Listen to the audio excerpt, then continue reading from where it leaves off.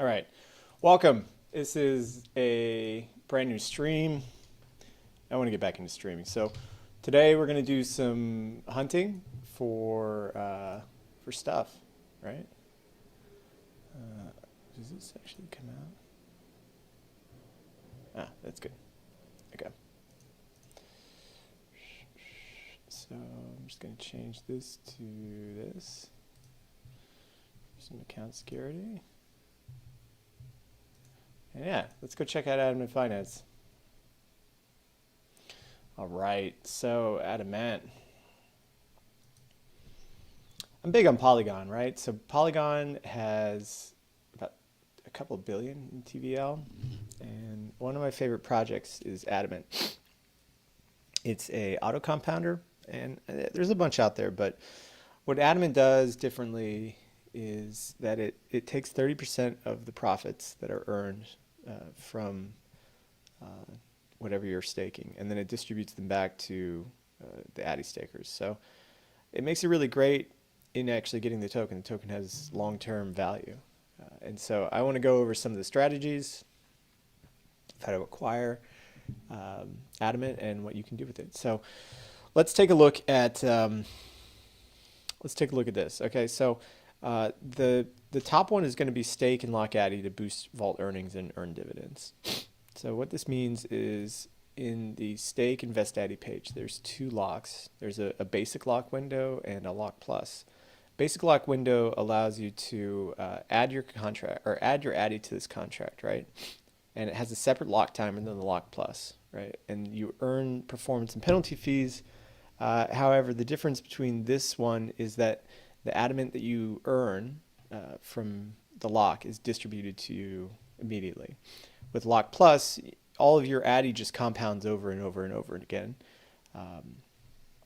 And eventually when the lock is over, you get it back. But if you do a four-year lock, like I think most people do, because it makes the most sense, you're probably never going to see that Addy again, right? Because that 4-year lock is just a black hole. It's a pit of just money never coming back. So you put the money in there, it's never coming back. You take a look at some of the stuff that Curve has. Like all the Curve locks are like 4 years. It's crazy. So all the money that goes into Curve, into those 4-year locks, is never coming out. Same thing for Addy as well too. So it's a big bet to take on the long-term, I guess, health of the ecosystem. But what's good about it is you're getting super high APYs. So let me just like zoom in here, right? So I don't think this can be seen. So the APYs are around 3,000. Let me just fix my screen a little bit. Okay, there we go. So the APYs are around 3,000 a year, which is crazy. Like compounding 3,000 a year. Probably going to go much lower than that, but right now you're making about 1% a day in Addy. Additionally, you're getting around 40% yearly in Matic. And if you think that Matic is going to hit $10 at some point, that's huge. I think Matic is going to hit $10 at some point. And so I'm super bullish. I'm just collecting all of my Matic fees. So what's cool about this is there's a lot of vaults. Let's check out some of these vaults.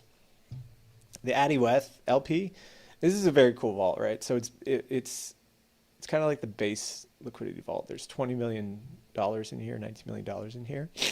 And what's special about this one is that it has a locking system.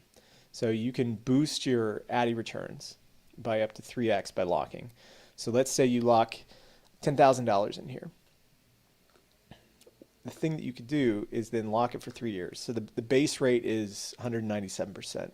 And the 3-year lock rate is 600%. So if you put $2,000 in or $10,000 in here, you're going to earn around 2% a day in base fees, which is cool because then you can just let that run and collect those Addy tokens. This used to be a lot higher, but we've been adjusting the APR rates to bring the maximum down below 600 because the idea is that like the Addy that you get, you have two choices. You can either take a 50% penalty when you get it, or you can just let it sit. So you have to look at the APYs to say that, okay, if I take the 50% penalty and I just compound it back into this pool here, am I going to see, am I going to be able to beat just holding the token itself?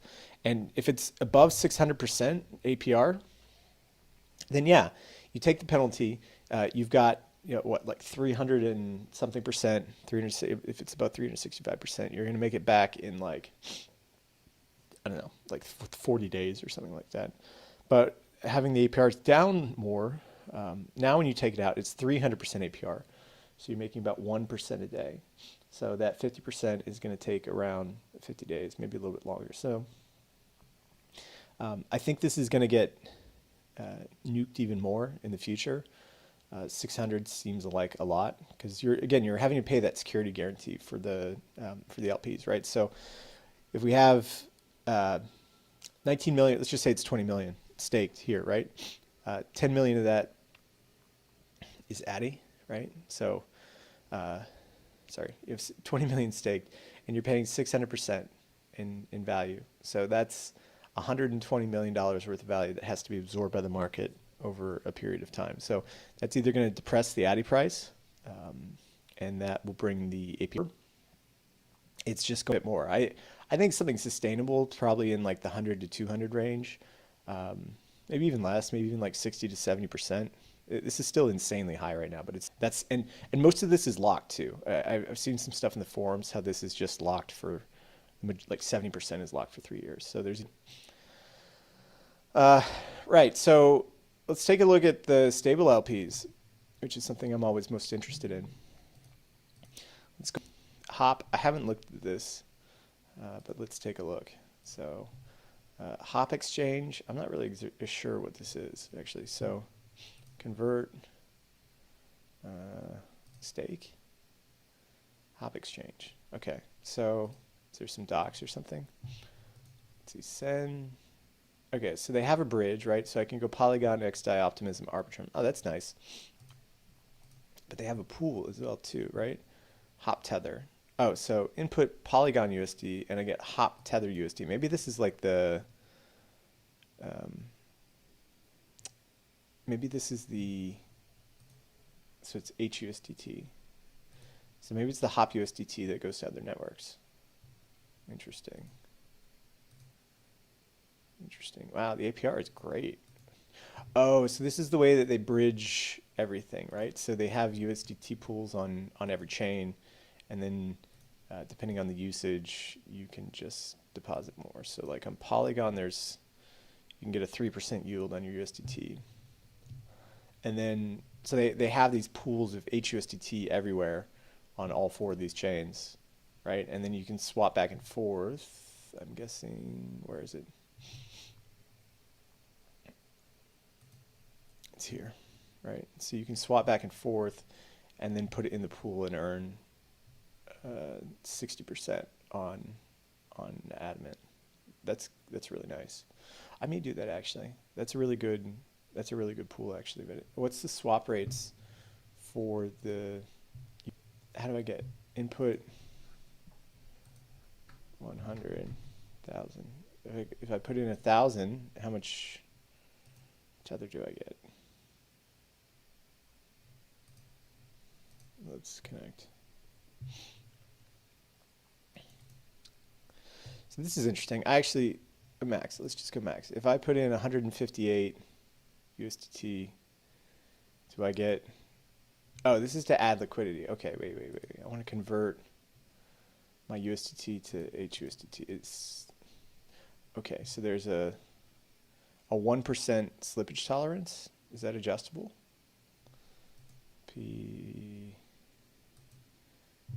Hop bridge. Oh, I can go mainnet. Okay, amen. Right, so I end up with like almost roughly the same. What happens if I go a little bit more? 10,000. So that's like a, okay, right. So how is all this HUSDT created? And this is the swap, right? This is the convert. I think it has to get arbed away on the different exchange. Polygon USDC LP. Oh, USDT LP, right? And Polygon Matic LP. So they're distributing 1,000 Matic a day, 12.5%. I don't see the pool where this HUSDT was taking place. It seems strange because it doesn't say Polygon USDC. It's the USDT one, right? Should be this, but it says rewards that ended, and it says total staked 800,000. So maybe this is wrong. Maybe that's why there's only $200 in it. I'll talk with Eve today about that one. Vault USD. Okay, let's check this one out. So Vault USD is a part of VaultSwap. I remember seeing the VaultSwap when it launched. It wasn't, I mean, it's just another AMM farm. But let's check out their USDC. Right. So I don't really get why you need one-to-one. What is USD? What is WUSD? Okay, it's a brand new stablecoin model that's never done before, taking inspiration from Frax and Olympus. This is not fiat-backed stablecoin. This is not algorithmic stablecoin. A commerce-backed stablecoin. Okay.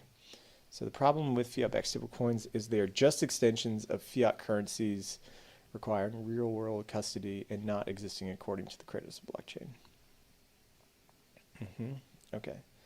Commerce-backed means that the fundamental mechanism that will support the peg is the guarantee of active commerce within our platform. To be specific, our WSwap DEX that has been generating significant revenues and become one of the top DEXs on both BSC and Polygon.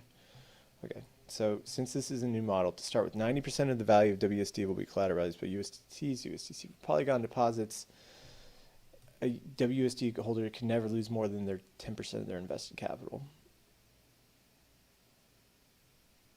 The remaining 10% of WD is collateral backed by the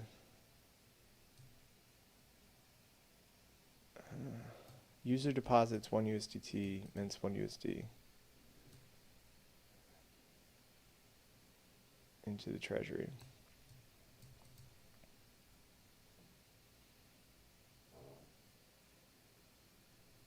Oh, this looks like a terrible idea. So this is like the rub right here. So Vault uses the remaining 10% of the dollar to buy WEX or WEX Poly and holds that in the treasury as well. When you want to redeem your collateral, you returns 1 USD and receives 1 USDT.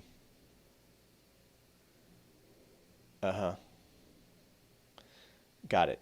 So the issue here is in the slippage.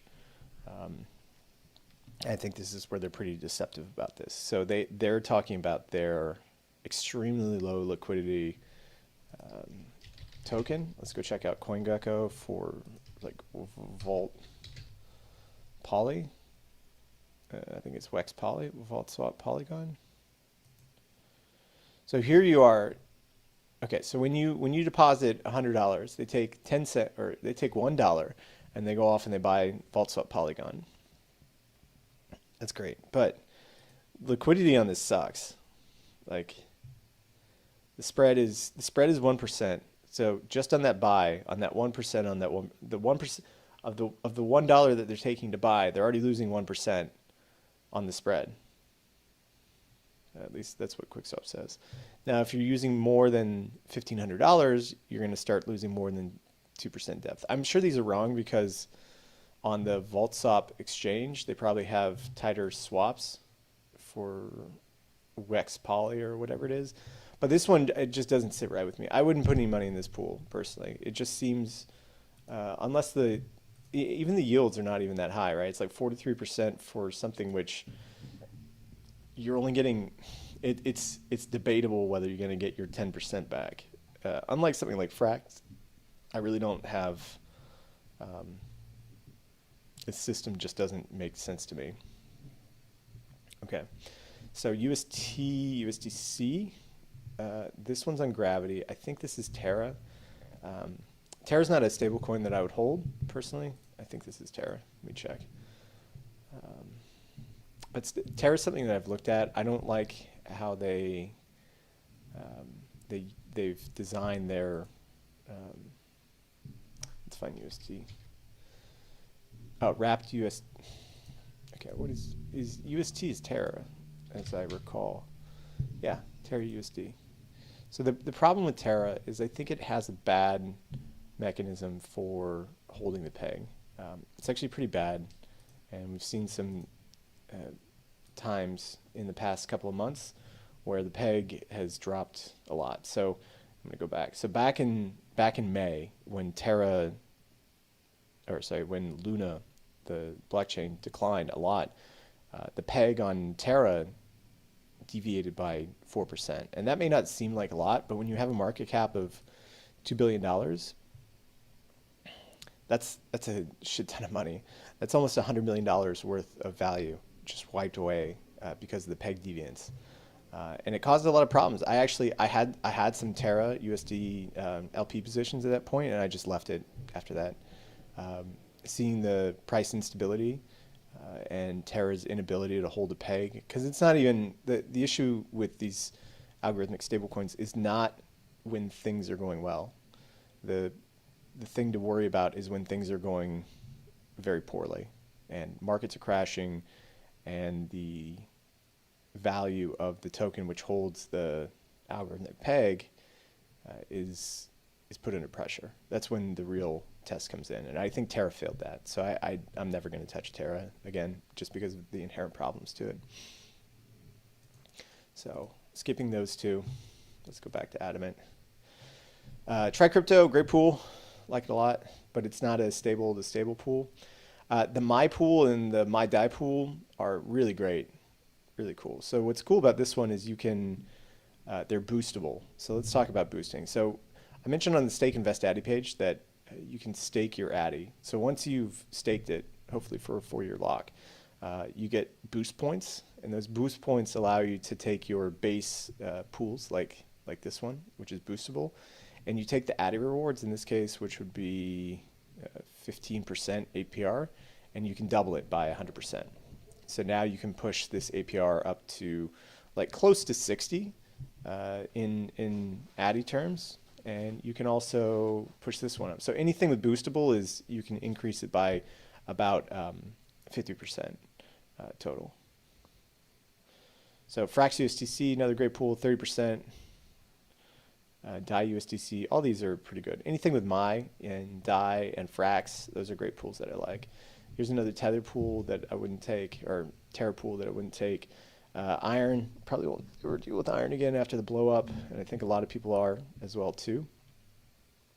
And after that, it just starts to decline. I think if you're making under 20% on your stables, there's probably better options for you to go take a look at. Unless you're sitting on, hundreds of millions of dollars. But if you've got, even $10 million worth of stables, you should definitely be making 20% or more. It's just the way it is. So yeah, so that kind of runs through the stable stuff with Adamant. I'm going to be back later, and we can go over some of the stables that are in other places. But yeah, that was a great update, and thanks for tuning in and talking about